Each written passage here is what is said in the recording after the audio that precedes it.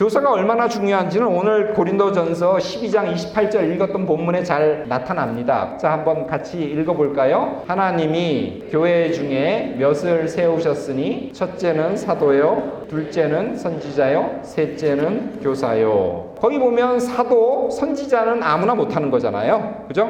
특별히 선택받은 사람만이 할 수 있죠. 그런데 그런 사람 다음으로 세 번째 누가 언급되냐면 교사가 언급된다는 거예요. 그러니까 교사는 랭킹 3위입니다. 그리고 특별한 능력을 받고 특별한 선택을 받지 않은 상태에서 할 수 있는 가장 랭킹이 높은 그런 직분이 교사라는 거 기억하시기 바랍니다. 28절에 보면 병 고치는 은사도 있고 능력을 행하는 은사도 있거든요. 근데 그것들이 후순위로 밀리고 있다는 것. 그런 점에서 이 교사라는 직분을 초대교회에 바울은 얼마나 중요했던지를 이미 이야기하고 먼저는 사도요, 그 다음은 선지자요, 그 다음 세 번째가 교사다라고 이렇게 이야기를 했죠. 그런 점에서 저는 평신도가 할 수 있는 가장 귀한 직분이 교사다. 그러니까 특별한 능력을 받은 사도나 선지자 외에 우리 평범한 평신도가 할 수 있는 가장 하나님이 기뻐하시는 봉사가 교사다. 저는 이렇게 말씀을 드리고 싶습니다. 저는 여러분들이 하는 역할도 중요하지만 여러분 자체가 중요하다고 저는 생각해요. 여러분들이야말로 가장 열정적으로 열심 있게 교회를 지켜내고 있고 교회의 기둥으로서 그 다음 세대를 지금 길러내는 일에 헌신하고 있지 않습니까? 그렇기 때문에 저는 여러분 자체가 되게 중요하다. 정말로 중요한 존재다라고 말씀을 드리고 싶습니다. 한국 교회가 살아남기 위해서는 무엇보다도 교사 선생님들이 살아남아야 된다고 생각해요. 인류의 역사를 바꾼 큰 4가지 사건이 있대요. 화면에 보시면 알겠지만 처음에 이제 불을 사용한 것이 굉장히 혁명적이 됩니다. 밤에 야수로부터 보호해주고 따뜻하게 지낼 수 있고 화식을 하기 때문에 영양 상태가 굉장히 이제 좋아졌다는 거예요. 생식하는 것보다 익혀 먹으면 훨씬 더 영양을 많이 섭취를 할 수 있답니다. 그 다음에 이제 약 기원전 1000년경에 농경 문화로 바뀐 것. 그러면서 여러 사람들이 같이 살게 되고요. 그리고 수렵 채집 경제보다는 농경을 하면 예상을 할 수 있잖아요. 수확을 예상할 수 있고 그러다 보니까 생산력이 굉장히 많이 늡니다. 그리고는 지금처럼 기계가 있는 게 아니기 때문에 협업해서 협동해서 일을 해야 되거든요. 농사를 지으려면 뭐 저수지도 있어야 되고 아니면 관계시설도 있어야 되지 않습니까? 그런 것 때문에 중앙 권력이 생겨나요. 수확이 느니까 또 그것을 거두고 세금을 매기고 그리고 이걸 또 뭐 분배하고 그리고 보호하기 위해서 군사를 기르고 하면서 권력 그리고 이제 국가 조직이 발전하게 됩니다. 자, 그 다음에 또 중요한 것이 18세기부터 시작된 산업혁명이에요. 뭐 대량 생산, 대량 소비의 시대가 이렇게 쭉 왔죠. 그리고는 이제 제일 마지막에 2008년에 이제 제조업, 대량 생산, 대량 소비로는 되지 않기 때문에 그 다음에 이제 뭘로 갔냐면 이게 금융으로 넘어갑니다. 금융 산업이 발전하기 시작해요. 그래서 그게 끝까지 가다가 터진 것이 2008년에 리먼 브라더스 사건입니다. 금융위기가 오죠. 이게 인류의 역사에 4번째로 중요한 그런 사건이 됩니다. 금융위기 다음에 그 다음에 인류가 지금 어떻게 가야 될지 계속 지금 헤매고 있어요. 전 인류가. 점점 세계적으로 빚은 늘어가고 있거든요. 그렇기 때문에 이 돈이 어디로 몰리느냐에 따라서 그 섹터에 거품이 막 일어납니다. 거품을 줄이려니까 또 뭐 풍선 효과로 또 다른 쪽에서 또 거품이 일어나고 뭐 이러면서 지금 실물 경제가 발전해야 되는데 실물 경제가 아니라 이제 금융만 거대하게 지금 발전하는 이런 상태 속에서 위기가 지금 상존해 있어요. 그런 굉장히 아슬아슬한 시대를 우리는 살고 있습니다. 자, 홍성국이라고 하는 대우증권 사장도 했고요. 미래학자로 지금 활동하고 있는데 이 사람이 18년에 수축사회라는 책을 썼습니다. 사회가 점점 줄어들고 있다는 겁니다. 그래서 과거의 생각을 버려라. 그리고 이제는 이 수축사회에서는 생존하는 것이 화두다. 이것이 제일 중요하다. 생존해라 라고 이야기를 해요. 저는 여러분들이 제일 소중하다 그랬지 않습니까? 그렇기 때문에 여러분들이 살아남아야 돼요. 여러분들이 서바이벌 해야 됩니다. 그래야지만 한국교회의 미래고 뭐고를 운운할 수 있어요. 여러분의 일이 얼마나 중요한지 깨닫고 더 열심히 하라는 건 어디서도 많이 들을 거예요. 근데 저는 약간 초점을 다른 데로 바꿔서 여러분들이 얼마나 소중하냐. 여러분들이 무너지면 한국교회는 그대로 무너진다고 저는 생각하고요. 여러분들이 살아남아야 된다고 말씀을 드리고 싶습니다. 이 위기의 본질이라고 할 때 사상 최대의 부채라는 거예요. 지금 가계부채도 많고 국가부채도 많고 그렇지 않습니까? 이게 우리나라뿐만의 문제가 아니라 전 세계적인 문제예요. 그래서 이 부채가 많은 것, 개인이고 사회고 기업이고 국가고 간에 이렇게 부채가 많은 적은 없었다는 거예요. 그 다음은 사상 최초의 엄청난 공급 과잉이라는 겁니다. 워낙 기술력이 발전하다 보니까 한 공장에서 전 세계의 수요를 커버할 수 있는 물건을 다 만들어낼 수 있다는 거예요. 그런데 서로 경쟁하면서 각 나라, 각 지역에 그런 공장들이 지금 어마어마하게 있다는 겁니다. 공급이 문제가 아니에요. 뭐가 문제예요? 수요가 없다는 겁니다. 사람들은 다 갖고 있다는 거예요. 이제 뭐 자동차도 있고 뭐도 있고 다 웬만큼 다 갖고 있다는 겁니다. 다 해봤다는 거예요. 그렇기 때문에 어떤 새로운 상품이 나왔을 때 사람들은 과거처럼 막 환호하면서 몰려들어서 야 이런 게 있냐 그러면서 그걸 살려고 그러지 않는다는 거예요. 사상 최초의 엄청난 공급 과잉 속에 있다는 거죠. 자, 그 다음에 사상 최초로 물론 후진국은 아니지만 그래도 중진국 이상에서는 인구가 감소하고 있다는 겁니다. 그 다음에 사상 초유로 기계가 인공지능이니 자동화니 이래가지고 기계가 사람들의 일자리를 지금 빼앗고 있다는 겁니다.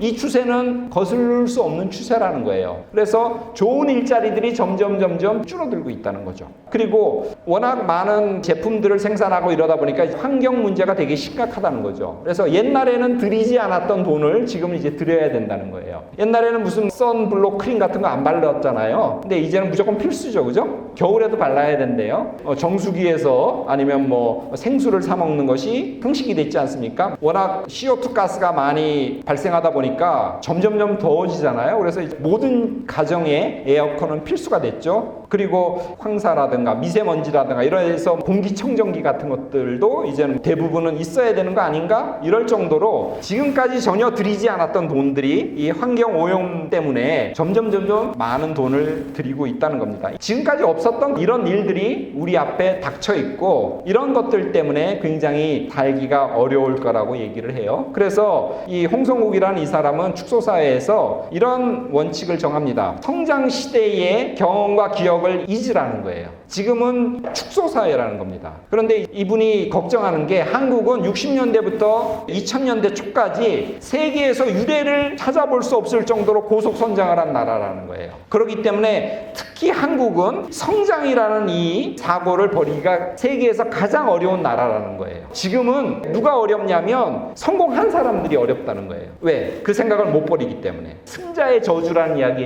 있지 않습니까? 뭐 입찰을 해가지고 어느 기업에서 뭐를 따냈는데 근데 너무 높은 가격을 써내가지고 따냈을 때는 좋은데 이게 그것 때문에 기업이 휘청하는 거죠. 그게 승자의 저주지 않습니까? 어떻게 보면 우리 한국은 이 세계에서 가장 과거에 초고속 성장을 했기 때문에 이 승자의 저주에 걸릴 위험이 굉장히 많다는 거죠. 개인도 그렇고요. 기업도 그렇고요. 어떤 조직도 그렇고 과거를 이제는 완전히 잊어버려야 된다고 이야기를 합니다. 그 다음은 세 번째로 노력하거나 개선하는 정도로 해가지고는 이 문제가 해결 안 된다는 거예요. 더 열심히 하면 된다. 이거는 성장 시대의 사고라는 겁니다. 노력이나 개선 정도로는 부족하고요. 완전히 패러다임을 바꾸라고 이야기를 합니다. 사회 또 시장의 패러다임이 완전히 바뀌었다는 것을 받아들이라는 거죠. 그러면서 위기가 항상 있다는 것을 전제하고 그런 것들을 감안해서 계획하고 실행하면서 살아가라고 이야기를 합니다. 지금까지는 인구가 이렇게 피라미드식이잖아요. 우리 세대보다는 그 다음 세대가 점점 더 많이 태어나죠. 그렇기 때문에 계속 성장할 수밖에 없었습니다.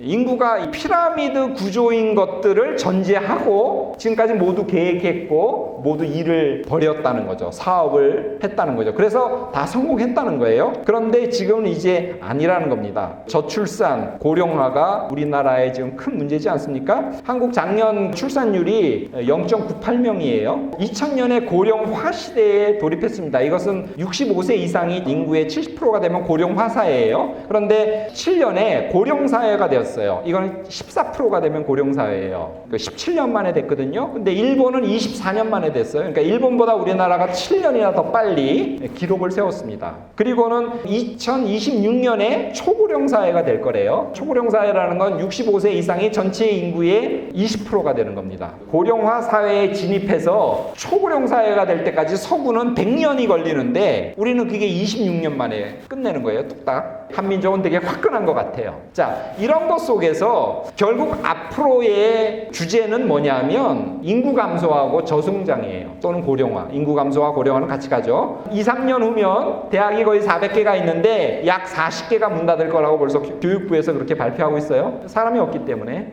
태어나는 사람이 적기 때문에 베이비 부모들이 60만, 70만씩 계속 은퇴해요. 매년. 그런데 지금 태어나는 애들은 몇 명이에요? 지금 30만이거든요. 올해는 아마 20만으로 떨어질 거라고 이렇게 얘기해요. 그러니까 은퇴하는 사람보다 태어나는 사람들이 반밖에 안 되니까 얘네들은 정말로 살기 좋은 때가 될 거예요. 그리고 완전 고용이 될 겁니다. 이 저성장과 고령화 그리고 인구 감소라는 이 문제에서 자유로울 사람은 하나도 없습니다. 자, 인구 피라미드가 과거에는 왼쪽이었죠. 그러니까 지금은 중간이 볼록한 그런 다이아몬드형이죠. 곧 제일 오른쪽으로 위가 역삼각형 구도가 될 겁니다. 이럴 때 어떻게 하냐는 거죠. 지금은 그래서 제로섬 사회입니다. 제로섬 사회라는 건 이쪽이 성장하면 어느 쪽은 후퇴하고 까먹는 거예요. 부가 더 늘지 않기 때문에 어느 쪽이 장사가 잘 되면 어느 쪽은 결국 매출이 감소하는 거죠. 그죠? 남의 걸 뺏지 않으면 내가 이제 더 이상 성장할 수 없는 그런 시대예요. 그러니까 되게 살벌해지죠. 옛날 같으면 다 성장하기 때문에 그래 나도 좀 먹고 그래 너도 먹어라 너도 살아야지 이러면서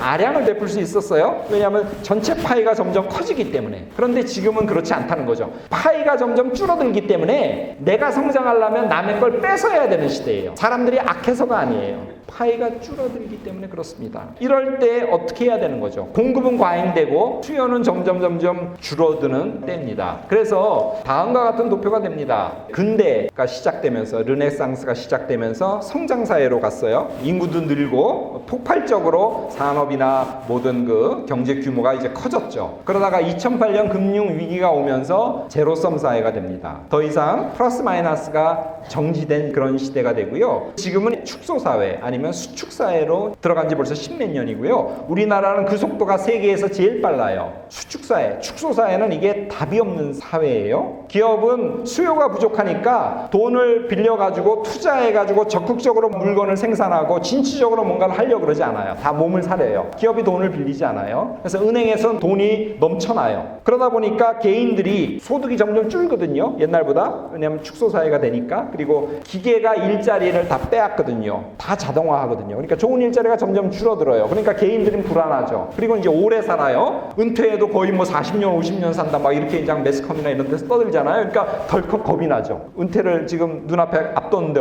내가 더 50년이나 더 살아? 끔찍하죠. 그러면 내 이 수익 갖고 뭘 할 수 있어? 라고 하면서 은행에서 돈을 빌려가지고 부동산을 산다든가 막 이러죠. 이제 불안하기 때문에. 자, 그러다 보니까 가계는 점점 빚이 늘어나고 있죠. 정부는 어떡합니까? 지금 전체적으로 경제가 활력이 떨어지잖아요. 활성화되지 않죠. 그러니까 이걸 자꾸 활력을 북돋으려고 돈을 풀어가지고 경기를 진작시키죠. 그래서 양적 완화 정책도 벌이고 그러다 보니까 정부의 부채가 점점 늘어나고 있어요. 이런 사회가 축소사회고 수축사회라는 것. 세 번째로 자원 고갈, 환경 오염 이런 것 때문에 막대한 추가 비용이 소요되죠. 얼마 전 신문에서 우리 한 사람이 일주일에 평균 신용카드 한 장 분량의 미세 플라스틱을 먹고 있대요. 일주일에. 주로 물이나 음식물에서 이렇게 많이 들어온대요. 생각해보세요. 이렇게 먹으면 우리 신체가 버텨낼까? 그게 너무 미세해서 혈관으로도 뚫고 들어가고요. 뇌로도 이렇게 들어간대요. 야, 참 우리 사람이 참 질기다. 그렇게 생각해요. 이렇게 나쁜 환경과 스트레스와 이런 것 속에서도 많은 사람들이 건강하게 지금 살지 않습니까? 이런 속에서 우리가 지금 살아가고 있구나 하니까 정신이 번쩍 나더라고요. 자, 그 다음 양극화. 돈이 쏠리다 보니까 돈을 많이 가진 사람은 정말 많이 갖고 있는데 대부분의 사람들이 중산층이 자꾸 지금 얇아지고 있어요. 그리고 중산층이 하층으로 자꾸 전락하는 비율이 높아지고 있습니다. 그러다 보니까 사회 안전망이 붕괴하죠. 극심한 양극화 현상이 점점 드러나고 있어요. 그리고 장수, 고령화로 의료비라든가 연금, 보험 이런 쪽에서 그냥 다 문제예요. 우리 국민연금 안 그래도 조금 주는데 2047년이면 이게 적잖아요. 그때부터. 그리고 2057년이면 국민연금이 고갈된답니다. 물론 국민연금이니까 국가에서 세수로 이제 메꿔주겠죠. 근데 점점 더 오래 살기 때문에 옛날에는 한 70세 정도로 설계를 하고 이걸 짰는데 사람들이 80세, 90세까지 사니까 점점 더 많은 돈을 줘야죠. 변동성, 불확실성, 복잡성, 모호성, 이것이 특징이래요. 이 축소사회의 특징. 그러니까 무엇도 안전하고 무엇도 확실한 것이 아무것도 없는 시대에 우리는 살고 있다는 것. 그래서 유연한 사고가 무엇보다도 필수적이랍니다. 그리고 누구도 답을 가르쳐 줄 수 없다는 거예요. 답이 없는 시대라는 거죠. 평생 배운다고 하는 그 평생 학습의 자세를 가지고, 그리고 목표와 진로를 수시로 수정하면서, 그리고 짧게 생각하라는 거예요. 10년 후 생각은 아무 필요가 없다는 거예요. 지금 6개월 후도 어떻게 될지 모르고 6개월 후도 확 변했는데 10년 계획 세우는 건 다 쓸데없는 짓이랍니다. 그러니까 2, 3년 이상의 계획은 세우지 말래요. 물론 긴 목표는 세워야죠. 그죠? 내가 어느 방향으로 가겠다, 내가 어떻게 살겠다고 하는 큰 목표는 세우지만 너무 디테일한 건 2, 3년 후까지 생각하지 말래요. 6개월 후면 벌써 다 바뀐대요. 짧게 끊어서 생각하면서 유연하게, 그리고 계속 배워야 된다는 거예요. 그것이 무슨 뭐 학위를 따라하는 게 아니라 계속, 지금은 배울 수 있는 환경이 너무 잘 돼 있어요. 유튜브나 이런 데도 좋은 채널에 들어가 보면 옛날 같으면 가서 강연을 들어야 되는데 쉽게 편하게 배울 수 있는 그런 환경들이 너무 잘 되어 있습니다. 그래서 계속 지적인 욕구 이런 것들을 놓지 마시고요. 계속 자극하시기를 바랍니다. 그리고 좋은 인성이 필요하대요. 세상이 험악해지는 거예요. 제로섬 사회만 해도 어떻게 해요? 남의 걸 뺏지 않으면 내 이익이 늘어나지 않는 사회거든요. 근데 이게 수축사회, 축소사회예요. 더 사람들이 험악해진다는 겁니다. 나빠서가 아니라 세상이 점점 살기가 어렵기 때문에 그렇다는 거예요. 그래서 필요한 것이 좋은 인성이라는 거예요. 이제는 좋은 인성을 가진 사람들이 대접받는 시대가, 그 사람들이 정말로 보석처럼 빛나는 그런 때가 된다는 겁니다. 잘한다, 똑똑하다, 학벌이 좋다 이런 건 필요 없다는 거예요. 웬만큼 다 하니까. 근데 정말로 사람이 좋냐, 인품이 좋냐, 그런 것들이 중요한 시대가 왔다는 거죠. 그리고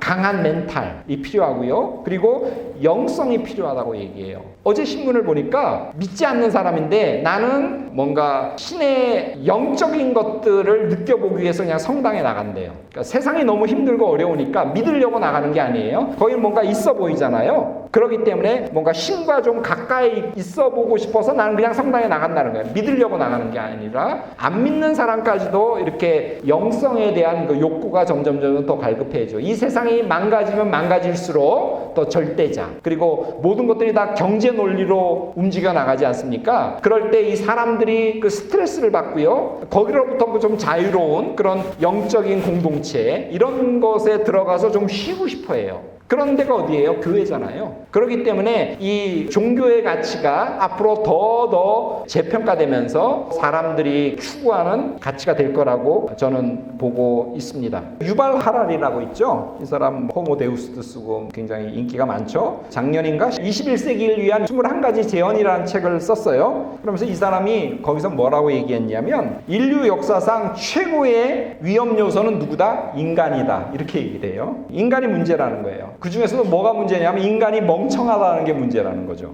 예측을 못해서가 아니라 다 알고 있음에도 불구하고 멍청해서 대응을 제대로 못한다는 거예요. 이것이 인류가 처한 인류 역사상의 가장 위험한 위험 요소라고 이야기를 합니다. 저는 여러분들이 참호에서 적들과 싸우고 있는 전방의 소대장이다, 전방의 장교라고 생각해요. 1차 세계대전 때 참호전을 벌였는데 전방의 소대장이라고 생각해요. 총알이 핑핑핑핑 날아다니고 있고 피가 튀고 있죠. 저는 여러분이 살아남아야 된다고 봐요. 여러분이 살아남아야 미래 세대들 키우고 양육하고 훈련시키고 교육시키죠. 부디 제발 여러분들이 살아남으시라. 지금은 뭐다? 축소시대다, 수축시대다. 그래서 과거의 모든 패러다임을 완전히 버리고 새로운 패러다임으로 여러분들 살아야 된다. 여러분들이 쓰러져 버리면 전선이 붕괴돼요. 여러분들이 교사이지만 또 가장 핵심적인 평신도잖아요. 교회를 바치고 있고 지지하고 있는 기둥들이거든요. 그렇기 때문에 여러분들이 쓰러지면 한국교회가 쓰러집니다. 특별히 수축사회에서 여러분들 부디 살아남으시기를 바라요. 이것으로 강연을 마치겠습니다.